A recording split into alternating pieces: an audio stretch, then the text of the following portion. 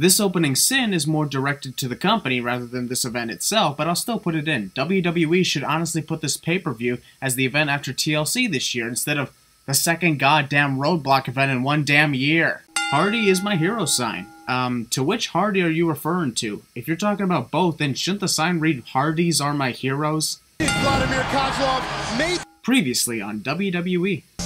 Named the breakout star of the year. And then he gets turned into a wasted piece of talent. Add the name of Vladimir Kozlov to the list of wrestlers that had great in-ring talent that ended up becoming a joke and then released. This is personal. This is personal because of a random attack. Seems legit. You see Vladimir using his head as a weapon, his shoulders. And he just tossed Matt into the ring post in case you weren't paying attention. Vladimir Kozlov is Matt Hardy's toughest opponent ever. Almost this entire match is Vladimir grounding Matt with the arm lock. Up and down for the ECW champion. Surprised that spinebuster slash chokeslam as slow and not so powerful as that was able to finish off Matt Hardy. He's getting demolished by a Russian. Edge acting like getting demolished by a Russian is rare in this world.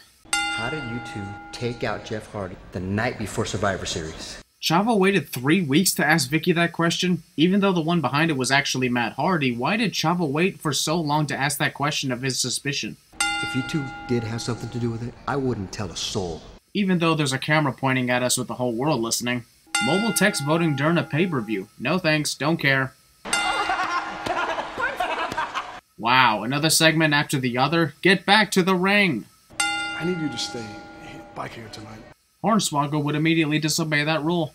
What you see right there, with the light and the dark, the regular face and the skeleton, is the true form of Christian Maracle, and I will cease to be in this prison in no time. Oh, my kill switch! Hey, I remember that, and at the time questioned how a title changing hands at a non-televised event affected on-screen storylines. I think this night was the first time I unknowingly started sinning events before I even knew what the fuck that meant, as CinemaSins didn't exist at the time. Also, how ironic that CM Punk ended up losing the tag team titles literally the day before he was going to win the IC Championship tournament, giving us almost a spoiler that he was moving on from tag team action and moving on to this championship. I don't know what the fuck that fan in the distance is chanting. Sounds like this is pointless, but at the same time sounds like something else entirely. I don't care. My point is, he annoyingly does this chant for about 2 minutes of action, and I was as annoyed as fuck and determined to assassinate that guy. Held that world title till September. And didn't even compete in a match to lose it. How pathetic of WWE. A couple years ago at WrestleMania, here's a cover by Punk. CM Punk moved off of the pinfall before the referee started counting and before Ray supposedly kicked out. We're looking to Ray wait. Looking to Ray Way? What the hell does that mean? Up out of the way of that oncoming knee, and look at that! Oh, moonsault! Punk moved forward to make sure he got hit by that moonsault instead of, I don't know, moving out of the way. Hysteria with a great counter! From the way Punk landed on the mat from the Hurricane Rana, the only way he could have been put into the 619 position was his own will rather than the velocity of the move. Nobody holds both these guys anyway. Mysterio! Foreshadowing the finish of their match at Over the Limit 1.5 years later. Jeez, I'm surprised that Ray didn't receive major injuries from that GTS the way he was hit. Lucky it was just a broken nose. Alright, gotta admit, I almost shit my pants seeing that. That is creepy as fuck, and quite the amazing work by Jeff Hardy. Because you might sense something human in me that'll just freak you out. What, your broken self?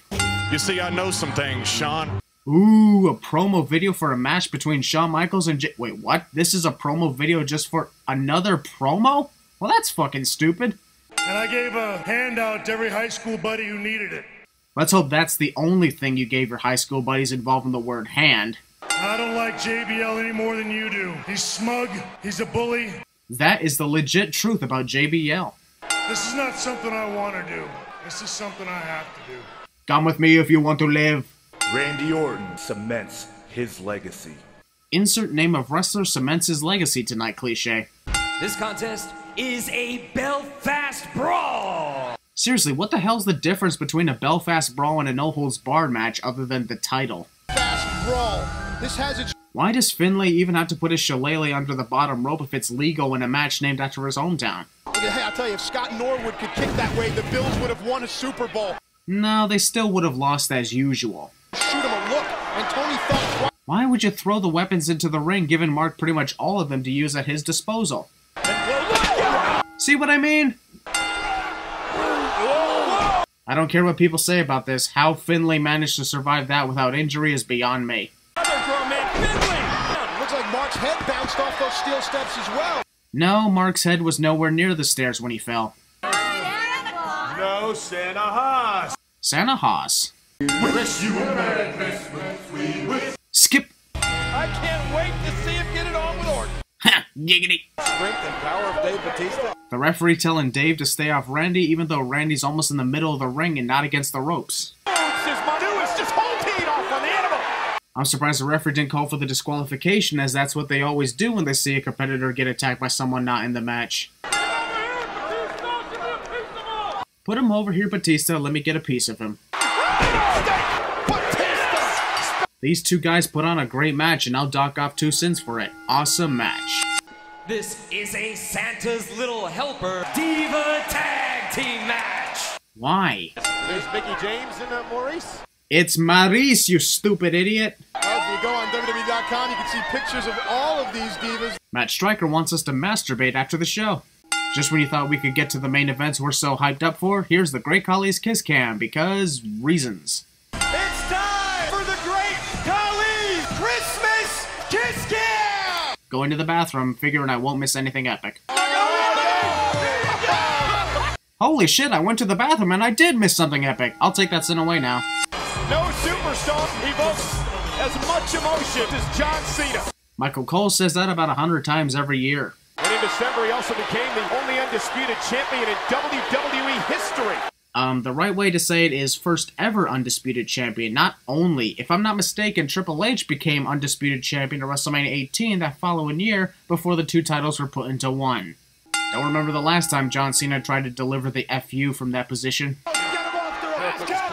Chris yelling "ask him" like he normally does when he obviously knows he can't win by having John against the ropes. Jericho's son was a John Cena fan. That led to Jericho banning his son from watching Raw. Banning your kid from watching WWE just because he likes John Cena. Yeah, I know what I said. Look out! Oh, watch out here! It's amazing how 8 years after this, wrestlers still fall for that moveset.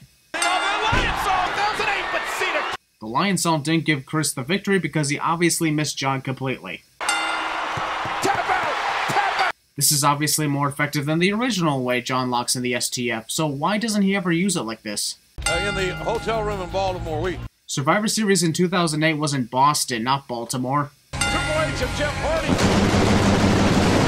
Pyro was late for the party. Believe a Southern Hardy in Baltimore. It was in Boston! How much did JR have to drink tonight? As the rules we've stated, see Jeff Hardy, some significant... This corner doesn't look right. You two should be together in the other corner instead. Here we go! You mean to tell me that if Hunter didn't break up that pinfall, Edge would not have kicked out? Only 1 minute into the match, fresh as hell, and he would have been done just like that? Jeff Hardy! An opportunity to make an epic moment miss. If only Hunter got the whisper in the wind while he delivered the pedigree to Edge. Oh well, maybe next time. Jeff Hardy! He got some of the game, maybe a little bit of the tip-in as well. Jeff clearly missed Edge completely. More like a sudden death type of situation. Haha, you tripped. And Hardy taking advantage. An electric whisper in the chair wind. How awesome. Remove 2 sins. Yes. Damn it, gotta remove another sin. Timer for the game. Here we go. What idiot lands on his side from the Twist of Fate? To become WWE. No! Can't let you hurt my Slammy Award! Spear through the table removes another 3 sins. We're on a roll here.